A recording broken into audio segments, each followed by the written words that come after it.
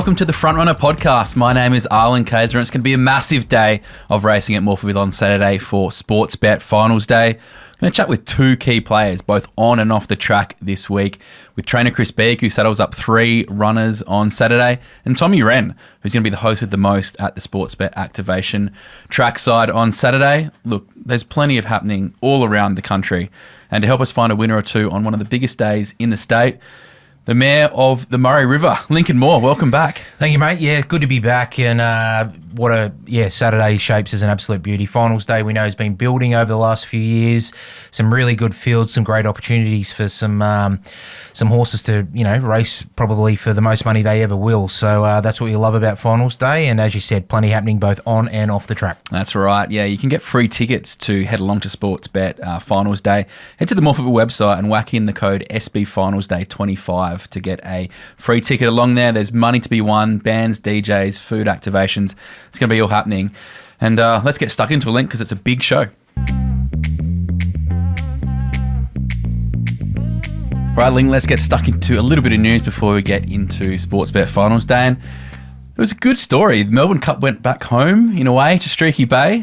Tony McAvoy took the Melbourne Cup, the Caulfield Cup and the Cox Plate back home to see his mum yesterday. Yeah, it certainly was a big celebration for all the locals who you would have sensed would have had plenty on both cups, knowing the way they support the McAvoys. And, it was a massive turnout. And, good to see Tony heading home with the cups. It'd be a nice feeling, I reckon, walking back into the local pub when you got two pieces of gold bling like that in your bag. And a Cox Plate from a few years earlier. So, great story. Yeah, I heard it was an absolutely ripping night at the Streaky Bay pub. One of those nights you wish you were at the pub. Absolutely, yeah. I reckon there would have been a lot of beers consumed. There was a few, the language slipped, a few F-bombs slipped out, I heard, in the live stream, but that's okay. You got to enjoy yourself in them occasions. You don't win a Caulfield Cup and Melbourne Cup every time. Speaking of cups, we've got a horse that we put together through the Dare to Dream brand, along with On Fire Racing and the Port Lincoln Racing Club, called Spangled Sipper.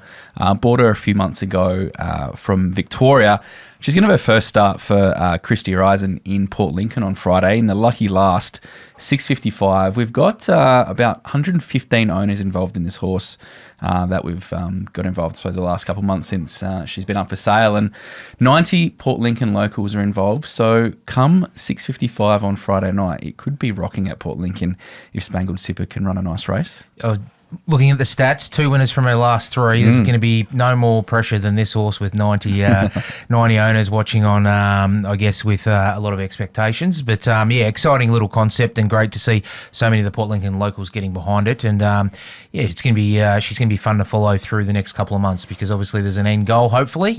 And, it looks a nice little kick-off there for her on the weekend with Jaden Kerr taking the ride. Yeah, that's right. Hopefully we can get her to a Port Lincoln Cup. That's the goal. But obviously we know there's a lot of time between now and the end of February. But they had a track work breakfast the other morning, and I think they had 60 people come out on a Saturday morning to come and say hello to the horse. So it's been good fun putting this together, and hopefully something we can replicate throughout the state. But put Spangled Sipper in your black book and maybe follow her en route to a Port Lincoln Cup. And the Cup theme continues. It's Cranbourne Cup this weekend, and one of our own Aerosol heads across to Victoria with Stubby to jump on board. We'll jump out of barrier 4 and we'll take on former South Aussie Sabaj, who's got barrier 15. Yeah, let's not talk about Sabaj not going to the rollway for those desperates like me that took the $34 early. Sabaj is flying. He's shapes as a real exciting horse for Mick Price and Michael Kent Jr. Obviously still part owned here in South Australia. But all eyes will be on Aerosol. Great to see Stubby going over to ride him. He's obviously one of his favourite horses, has been for a long time. Look, he's flying that horse. He's clearly going better than I think he's ever gone, and he's just probably really furnished as a racehorse. His form this time around is very good. Really, probably touch hard to get a gauge on how good that last start win was in the John Letts Cup because of the race fall, but at the same time, he's airborne. As you said, good gait. They'd go over with a bit of confidence to stable because you just know how honest he is. He's a horse that hasn't run a bad race in his career. So Aerosol will certainly run well, and obviously the stablemate Watch Me Win goes to the $1 million meteorite. Yes. Yeah, so just quickly, Aerosol $5 currently in the Cranbourne Cup. Sabaj the favourite at $2.90. So Aerosol in the second line there. And as you mentioned, Watch Me Wins a $15 chance in the meteorite alongside of another South Australian Clabell at $41. And I suppose one of our own, we'll call her, Stretton Angel. She's in the race, won that start 2 starts back, and she's $15 of Lockie Neindorf. Yeah, some serious SA flavour there in these 2 Cranbourne features. Obviously, it's been a real, bright light this meeting. They've really poured a lot of interest into it with these slot races. And, Watch Me Winner, obviously, he's been around the mark. Clabell's going well. And, look, we gave up on Stretton Angel and she came out and went bang. So all 3 will be right in the mix because this is not a race that you see, there's no absolute standout. So I think it wouldn't shock me if one of these ran well. And a couple other South Australians heading over there too. Race 5, we've got Casino Showgirl for Will Clarkin. Declan Bates is set to ride a $6.50 chance. And race 6, I'm interested to see how this horse goes. Dark and Confidential over in Victoria. It's a benchmark 84 over 2025, and he's come up a $14 chance with Stubby to ride. Probably over the odds given how well that horse has been racing here. Obviously stepped up last start, but Stubby knows him well. Stewie's got him flying, and we wish everyone involved all the best over there at Cranbourne. Right, let's get stuck into a big Sportsbet Finals day. Now, a man who's going to be involved in all of the off-track action on Saturday, hosting the Sportsbet activation, one of the busiest men in Adelaide media, if not Australian media, Tom Rehn. How are you, Rennie? Really good, thanks, Arlen. Linc, I'm great, boys. Busy, incompetent, though, as well. So, I try and wear both hats as well as I can. You do a great job. Now, you're hosting alongside former NBL and Bachelor contestant Felix von Hoff with this Sportsbet activation on Saturday. How's he going to handle it that everyone wants a selfie with you instead of him? That's going to be the big question. I was going to say, Arlen, I don't know why they've done this or if someone's got a wicked sense of humour because I think he's 6'5", been on The Bachelor, looks amazing. It's a bit like Arnold Schwarzenegger and Danny DeVito from Twins. I'm not entirely looking forward to it. The ultimate insult to injury will be if they ask us to take our shirts off if it's a nice day. So then it will be really embarrassing. But I'm really looking forward to it. He's got loads of personality, so I think it should be a hoot. Can you just run us through the activation? What can you kind of expect if punters head down there on Saturday?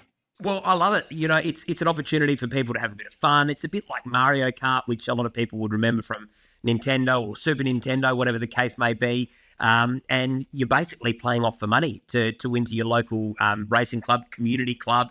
I think $100,000 up for grabs. And there's also competition for just the general punter that goes on the day. So it's just a lot of fun. I think it's a good way to get younger people involved. I know Sportsbet did something similar last year with the Putt the Dough, and my stepson, one of his mates actually was one of the guys that had the putt. I think he won 14 or 15 grand in the end, and doesn't play golf, so you know what, why not? I think it's a fantastic idea, getting money for people and for clubs, and have a bit of fun while you're there as well with your mates. What could be worse than that? Well, we've got you, mate. I know you're a very busy man, but and you do love a punt. You better tell us, give everyone a bit of an insight, one of your favourite punting stories. I'm going to go to Balaclava Cup last year, and it was Air Assault. Now, that horse has been running very well again this year, and Stubby Holder, and so I'm sorry to put a bit of me in this, but I'd met Stubby a few months earlier, saw him randomly one night at the casino at Sky City, and he bought me a drink. I never got him one back, so I still owe you a couple, Stubby. I'm sorry. And I went, you know what? I was having a bit of a lean day, Linc, as you can imagine. And I went, you know what? I'm in on Stubby. He got me home. I gave it a couple of hours because I knew he had a couple of other races, I think, that were following. I rang him at about 5 o'clock that night, and he answered the phone. He goes, Tommy Rehn. And I went, Stubby, you have got me out of jail. I bloody love you for life. And he goes, Tommy, I'll look after you, mate. I'll always look after you, my man.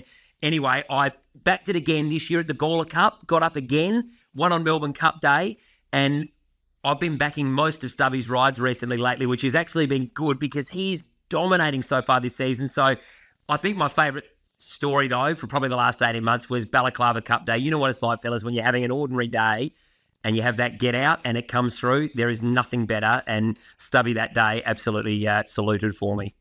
He's an absolute marvel, Stubby, and he goes to Cranbourne tomorrow on Saturday with Air Assault, mate. So you better follow up there.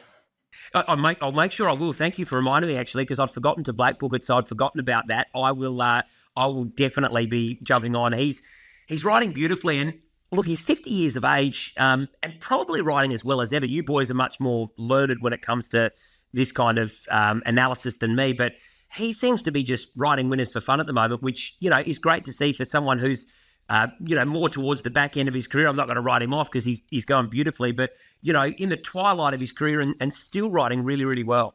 Absolutely, yeah. His last few years have been outstanding, and as you said, for someone that's in the second part of their riding career to be going as well as they are, he's certainly a marvel. And I tend to agree. Tell a lot of people, if you're struggling to find a tip, just follow the best jockey, and Stubby has long been arguably the best jockey here. So. No, very good, mate. Well, thank you for joining us. I know you're a busy man. Good luck on Saturday, and hopefully there's a few winners there for you while you're working hard. Thanks, boys. I'll be making sure I hit you boys up at about 3:30 in the afternoon when I'm just struggling a little bit. The wallet's feeling empty. Linc, Arlen, boys, I need you to help fatten this little bad boy up, or the missus is going to kick me to the curb. I'm going to be good to you, but I'll come and stand next to you and watch Aerosol win the Cranbourne Cup. How's that? I like it. Let's do it. It's done. Let's make it a day.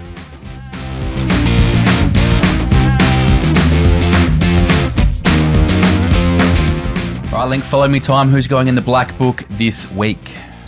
This week's one from race 6 last weekend on the Parks, a horse trained by Garrett Lynch, The Last Dance. Not only is this one of the greatest basketball documentaries Netflix has ever shown, but this horse come out and I thought was really impressive. Give Shasuda a bow, I reckon a good 6 to 8 lengths on the home corner, and I thought, well, given that horse hung on to win, the job that this horse did late to get beaten only 1.7 lengths was very good. So always had a bit of ability, this horse. That was its first run for Garrett Lynch. You're going to see this horse be placed probably in some... Garrett's not afraid to travel with his horses anywhere, but I think this has got to win in it if it's not next start in the next few weeks. So keep an eye on The Last Dance from the Garrett Lynch stable. Time to welcome in a man who could have a big hand on Sportsbet Finals down on Saturday. He's got 3 runners tackling 3 different 1,200-metre races. Welcome, Chris Bieg. Thank you very much. How are we? Very well, mate. Now, Mount Niseka, we'll start off with probably the better horse of the 3. Runs in the G-Trial final. A 6-year-old who spent a bit of time in Singapore and is absolutely loving life here in Adelaide. 3 of 7 since joining a stable. We must be happy with this horse. Yeah, we are. A relatively cheap purchase on his return from Singapore. He had a couple of runs through Country Victoria, and we found him, picked him up relatively cheap, and he's repaid in leaps and bounds. So really happy with how he is. He's settled into our training regime really well, and going very, very good. How did you source him, mate? Obviously, he's been a real find. What was the background behind him finding his way to your stable? Yeah, occasionally you just get different messages from different bloodstock agents, and you might have a horse for a client that are available for sale. And Chris Nolan, who used to manage Amy Herman back in the day when she used to ride a lot for me, actually sent me a message and said this horse is available, and we looked at it, got him vetted, and happy with what we've seen. So got him on the next truck across, and right from Bendigo in great order from Tim Fitzsimmons, and just as I say, he's just enjoyed that change of environment, change of training regime, and racing really well. He's a very happy horse. He's gone through the grades nicely from a 0 to 66 to winning a benchmark 82. Do you think he had that scope of improvement in him? Oh, he certainly did. Some of his runs in Singapore were very, very good. It's hard to stack up the form too much. I had a good chat with Manuel Nunes, who obviously rode for me a lot when he was here in Adelaide, and he sort of pushed me into it. He said it was a nice horse when he used to ride him a little bit in Singapore, so he was quite confident that he could come here and do something as well. So it was good to have that connection and someone to fall back on and have a chat with Nooney about that. And he was certainly right. The second of your chances on Saturday Overstrike, obviously a very impressive first up performance. You were celebrating your golf day success up there at the Novita Golf Day while he was doing the job. How's he progressed? And obviously he just missed in this race last year, so he probably deserves to go one better. Yeah, he does. He obviously ran second to Howe 12 months ago, so I think he's probably in better order coming into this Saturday. We've learnt a lot about him. These older horses, we can still continue to learn a lot. I'd like it if it was probably 3 weeks between runs. We wouldn't have to work him as much in between, but he had a pretty nice gallop on Tuesday morning. Caitlin Jones obviously sticks with him, and she was really happy with how he galloped. He's not a sort of horse you have to gallop in company and knock him around too much. He just does it on his own esteem, and we don't ever have the blinkers on him until race day, so we've always got that up our sleeve. And he's pretty lackluster in his work, but she was very happy with him, thought he was as good as what he was going into Gawler. And look forward to Saturday. He's drawn nice in the centre of the field. Be nice if there was a little bit of sting out of the track, but beggars can't be choosers. Now the People's Horse Charlesford takes on the Country Sprint Final after winning first up at Mindarie on their Cup Day. Could he cause an upset here en route to an Everest campaign?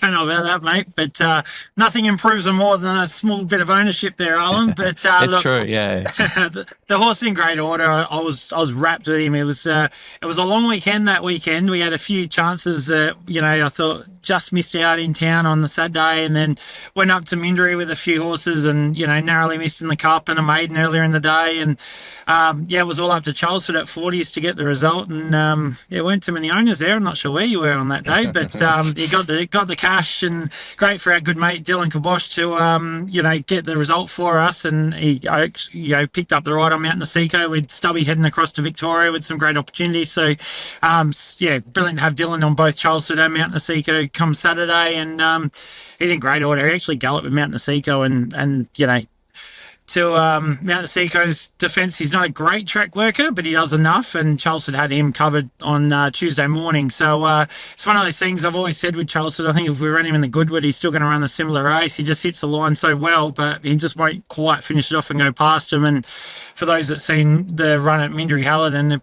probably the horse still didn't even know he won, to be fair, because none of us did. So he's a tricky horse. He's obviously a very well-bred horse, probably kept a colt a little bit too long like some of us, but he's a nice horse, and I expect him to run a really nice race come Saturday. Of the three, mate, if you're going to steer punters into one, which one are we going to be putting our money on? Well, I think obviously Mount Nasico's certainly got the writing on the wall. He does have to come back from Flemington on that really bottomless track on the end of a long carnival at Flemington, and Jamie Carr was wrapped with him the way he went. It's just that really heavy ground he's never been effective on. So I thought he ran probably above expectations, only been beaten 4 lengths on that day. So I think on top of the ground, Morphettville Saturday on the big track, he'd be the best of the three. Well, good luck, mate. It's obviously a good day to have some key chances. So all the best with all three, and we appreciate you taking some time out on a busy race day. Thank you, gentlemen.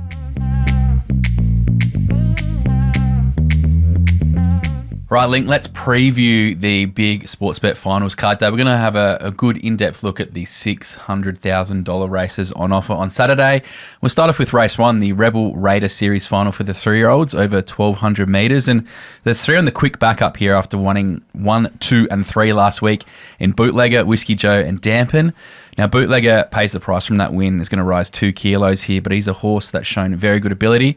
And Dampen's only won once, but has placed on 6 occasions from 10 career starts. 2 back, he was narrowly beaten by Danny O'Brien's Grinzinger Champ, who's had a nice little freshen up since her win on the 1st of the month. And a few days later, Harmonic Dance won by 5 lengths over the 1,200 metres here for the Stokes-Opperman combo. Interesting race, mate. It looks wide open to kick off proceedings. Yeah, it does. It's, as you said, horses on the quick backup and horses coming through, I guess, similar races. It makes it for a very interesting field to kick things off. I'm pretty keen on Harmonic Dancer. I just loved its, confidence building win last start, where it probably dropped to a weaker race and whacked them by over 5 lengths. Got a wide gate, but I think, I'm even more confident now. I just see the markets haven't been up long for this race. It was $5.50 into $3, and the Stoke stable don't tend to muck around when that's the case. I thought clearly the horse to beat for me. I think it's the horse with the most upside. A lot of respect for Bootlegger. There was a big win last week when they took chance out of it, put it outside the red hot favourite, and it was too good. 4 Whiskey Joe, who I've got for third, and the 2 Golden Horizon, I think from that gate will get a pretty good run here, and it's going to be somewhere in the mix. But I was 7-1, 3 and 2 in the opener. Race 2 on finals day is the Skybow Series final, benchmark 80 over 2,500 metres. And to me, it looks like Aruga Mama's race to lose here. She won by 6.3 lengths over this distance on Cox Plate Day before a trip to Melbourne on Melbourne Cup Day, where she ran 4th behind a horse called Litsteel, who looks well above average. Now, Taylor Johnson's going to claim 1.5 kilos here, so she'll only carry 60 kilos, which is a very nice weight for a mare like her. There's 6 runners on the quick backup here after chasing Guru Warrior last Saturday.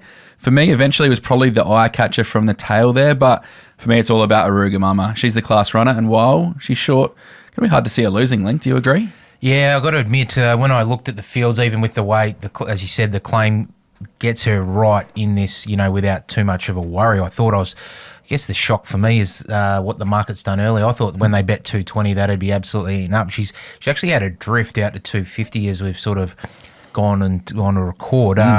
Money for Talisay. Talisay is absolutely killing me. I've been picking this horse to upstage Guru Warrior its last couple. Hasn't gone right. I can't see her beating Aruga Mama. Aruga Mama's a very good horse, I think, especially in this sort of grade, and we know she's performed well here, consistently over her career. So she's a clear top pick for me, Aruga Mama. Look, Talisay goes in for second. I think she's the second best horse in the race. I'm just not convinced she's good enough to beat Aruga Mama, but now I say that she probably will, and I haven't backed her. The 2 Capulet has to go in. This horse is plugging away nicely for Travis Dowdle. We just look at his October stats, and November's been good for Travis. Stable is flying, and you touched on eventually it was an eye catcher last start. This might be its race to improve out to the 25, but Aruga Mama, the top weight, number 1, a clear top pick from 6, 2 and 3 in race 2. On to race 5, it's the G-Char Series Final over 1,200 metres, and the G-Char is always a great race. We saw Sir Sway and Watch Me Win run the Quinella here last year, and there's a few horses on the up from this field now. Zoo Purring's one of them. It's won 3 of its last 4, including a strong win as a $1.70 favourite. Last start beating Maya Khalifa. Looks like he's going to be mighty hard to beat again, but probably does meet the toughest field of his career. Now, Sir Now was gallant in defeat in stakes company at Flemington last start, only finished less than 2 lengths off Stokey, and he never runs a bad race, but does tackle the 1,200 metres for the first time on Saturday. Mount Niseko is another one who went across the border on Champions Day, where he ran 7th behind Grand Larceny. Heavy Track was probably not his go there, and a return to form could definitely be on the cards, just like he did the start prior. Now, there's always heaps of other chances in a race like this. You've got the stakes place Caravas. Chicago Storm was absolutely massive, winning first up 2 over this trip. So, really good race once again. Linc, who's the horses to look for you? Yeah, Zoo Purring for me. I'm staying strong there. This horse is flying. I just love the way he was able to set out after that tearaway leader last start, got up, levelled up, and was still pretty solid through the line. I think the Stokes stable has this horse flying at the right time to win this. As you mentioned, Sir Now, we know quality horse back in grade from Melbourne. I think you got to respect that. The 5 Wiggum's got to go in. He was very good first up. The probably question mark is he missed that. It was set to go to Melbourne and didn't. Has had a jump out since. And Mount Niseko, you can't fault what this horse has been able to do since joining the Chris Bieg stable. So he's got to go in. As you said, there's plenty of other chances. The Chicago Storm's interesting. He's been mixing his trips, comes back to 1,200, whereas so dominant first up there, beating Fancify at Murray Bridge. I think that's got to be respected. I got time for Caravas. Clarence can run a race. There's plenty here that can run well, but I'm going to stay with Zoo Purring to beat 4 Sir Now, 5 Wiggum, and now 9 Mount Niseko. Quick question for you, Linc. Sir Now, $5 into $3.70, current favourite as we record on a Wednesday afternoon. You concerned about the 1,200 metre trip for Sir Now? Not really. I think that doesn't deter me with Darryl's horses. I think he's a trainer that has them fit and ready to go, whatever task he sort of sets them. But yeah, I guess the question mark will be on them 2 horses that travelled over to Melbourne, went and ran into sort of softish tracks, how much that took out of their legs, whereas Zoo Purring hasn't left home and he just keeps doing the job. So he's one I'm very keen on, race 5, number 7, Zoo Purring. Race 6, the first leg of the quaddie on Sportsbet Finals Day. It's the Happy Trails Series Final over the mile. It's our race of the day this weekend, and it features a stack of horses in great form heading into this final over the mile. Great to see Lawrence Diakovic return to the Metropolitan ranks aboard Nasho. Now, the Oxalates have popped the blinkers on him, so we could see a Pride of Jenny-esque run from the natural leader here. Dual Pressure, won nicely on the weekend, defeating Stirrup Cup, who's knocking on the door for a win soon. And both of those horses have form tying in around Air Assault, who's obviously in sensational form. Sir Kingsford is one of ours, Linc, and he was good behind that horse in the John Letts Cup. But there are plenty of horses here, and let's have a look at a few of them. And I suppose, who's your, the horse that you've got on top early doors? I'm pretty keen on Dual Pressure, even though on the quick backup, just draws the right to get the right run here. I reckon, as you've already sort of indicated, there'll be tempo here. Blinkers on Nasho's a scary thought because he loves to get up and do it all on his own. He probably gets out to the right trip here that he might need this campaign. He probably looked a bit disappointing to the eye the other day when he led and sort of carved up a little bit late. But I think he'll be up on speed. Sir Kingsford's never far away, so I like the tempo and I like the map for Dual Pressure. Stirrup Cup's going to win a race soon. He keeps running some very good races, and there's a few that are sort of knocking on the door, but it's just where they land in the run and how that unfolds. Kamachi's racing well. Hard Prince has been around the mark. And the one that I think could be a blowout here, if they do go as quick as they I think they might, and that might be Bamian Buddha. He's actually going enormous, this horse. He was very good in the Gawler Cup, and then was again good last week. He draws out wide. Jess Safaris rides. I think she'll just keep him out of trouble, and I reckon if they do cut each other up and there's a few early moves in this race, it wouldn't shock me if Bamian Buddha runs a bit of a race at $14. So I'm keen on dual pressure. I'll be backing him, but I'm just having a little saver on Bamian Buddha at a price. Got to feel that this is a race that Bain Taylor Yard won win with dual pressure too. A good money race. Absolutely. Obviously, he was one of them horses that they paid a bit of money for early. So look, he's starting to put it all together this campaign, and this certainly would be the icing on the cake. But he's a horse to beat. Dual pressure, the 3 to beat, 5 Stirrup Cup, 2 Bamian Buddha and 10 Kamachi in the race of the day for us. All right, on to race 8, the Vidora Series final, benchmark 68 for the fillies and mares over 1,200 metres, and the girls go to battle in the penultimate race of the day. And the bookies have installed last week's winner, Palma Jumeirah, as a $3.20 favourite. She was knocking on the door for a win before that last start victory, and should only be improved 4th up, and with a 3 kilo claim from Alicia Warren. She beat the heavily fancied favourite Mystic Wonder there, who was impressive first up. And the Gordon Richards and Damien Moyle team, they're in good form, and it wouldn't surprise me to see her return to the winner's circle here. Both the favourites have drawn wide, so we're going to see well and truly by race 8 whether that's a good or bad thing come race 8. But Miss Ludi, Angel Talk, All Too Misty, they're all handy enough on their day and can definitely win. Linc, who are you liking in this race? Yeah, I'm with Palma Jumeirah. I think there's a lot to like about last week's win. Was probably there to be beaten, but showed plenty of fight and was still very strong through the line, beating Swifty Harriet, who we know is a pretty good horse. So he's a clear top pick for me. I reckon there's some value if you want to play wide. Star Tide, the 7 is flying. Stable's done a great job with this horse. Angel Talk, I think, will run well. The 4 and 6 Global Turn. If you watched its win from 2 starts back, was an absolute peach of a ride in a big field, safe ground, and can certainly run well. But there's a few others you could make cases for in this race. We know that being for the mares or fillies and mares, that this always brings about a good field. You look back, horse like Starlight Valley won this race a couple of years ago. So, no, I love the fact that Palma Jumeirah sort of has struck form at the right time. I think it's been clearly a race they've identified, the Stokes stable. We talk continuously about how well they place their horses, and they're there to win, and I think she'll be very hard to beat even from that wide gate. That doesn't worry me. So 3 Palma Jumeirah on top of 7 Star Tide, 4 Angel Talk and 6 Global Turn in the Vidora. Race 9, the last of the day on Sportsbet Finals Day. It's the Raziz Series final, benchmark 68 for colts, geldings and entires over 1,200 metres. Helen Overstrike ran 1-2 in this race last year, and both line up again in the 2025 edition. Now, Overstrike won by 5.3 lengths on his race return at Gawler last start and looks to have been put away for the final here. He's a good horse on his day and can definitely go one better than last year. Linc's favourite horse, Ginger Sinner, got the chocolates on the weekend, and after 2 good runs prior, just doesn't know how to run a bad race, this horse, and that's why we like him. But he has come up with a very wide barrier in barrier 17. Murph is a horse with real hunger to win, and he's won his last 2 and looks nicely placed to make it 3 in a row for Taylor Johnson and trainer Paul Carey. Big Watch is aptly named here. Always got to respect the runners from the Hayes Yard. And Rich D'Amour was gallant in the same race that Mount Niseko ran in on Champions Day.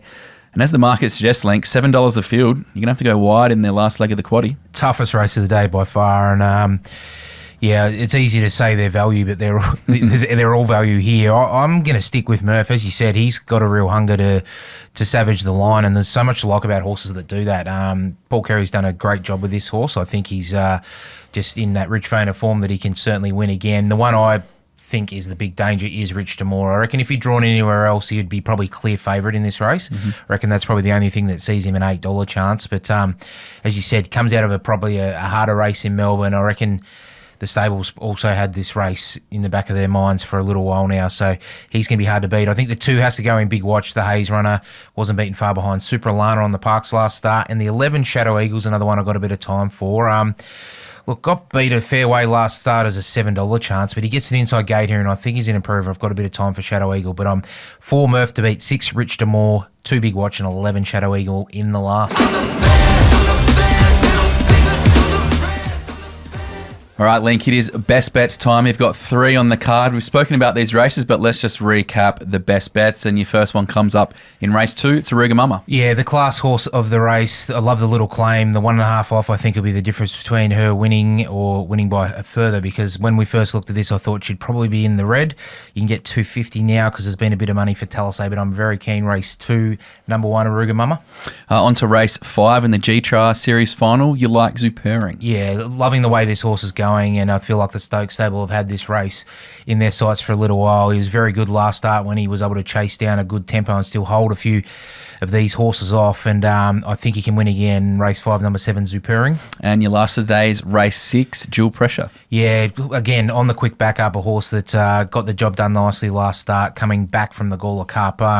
Hasn't done a lot wrong in this prep. I think he maps to get a really good run in the race where there'll be solid tempo, and it'll be a big result for everyone involved with Dual Pressure. He can certainly win this race 6, number 3.